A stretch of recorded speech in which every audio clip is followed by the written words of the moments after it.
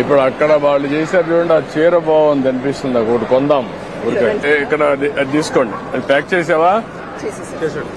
ఇట్రా, డబ్బులు ఇవే.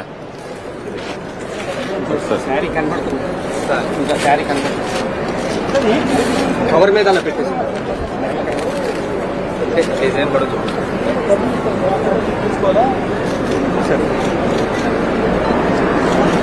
ఓకే, ప్యాక్ చేయి.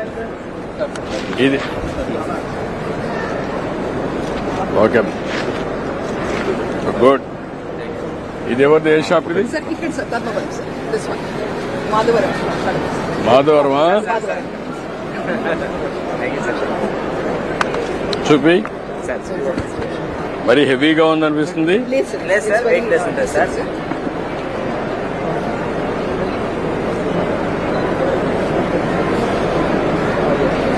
హెవీ కదా మేడం గారు డిజైన్ చేశారు సార్. అంటే పెద్ద పెద్ద చెప్తుంటే చిన్న బార్డర్స్ చేయమన్నారు. ఫస్ట్ అయితే ఇట్లాంటి పెద్ద పెద్ద బార్డర్లు చేశారు. ఇంకా మనం వేసుకోం సార్. అంటే ఉంది, కానీ ఇది హెవీ అనిపించదని.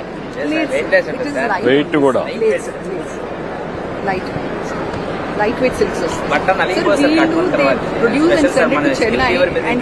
కంచి సారీస్ మన వాళ్ళ దగ్గర 60 సంవత్సరాల వాళ్ళు కూడా ఈ పని చేపిస్తాను సార్. వాళ్ళు లేసేస్తారు సార్, బాగా చేతొచ్చి చేస్తారు. వెయిట్ ఉందా సారీ? చాలా ఎంత వెయిట్? ఇది 450 గ్రామ్స్ అట్లా ఉంటుంది సార్. 450 గ్రామ్స్ అంతే సార్.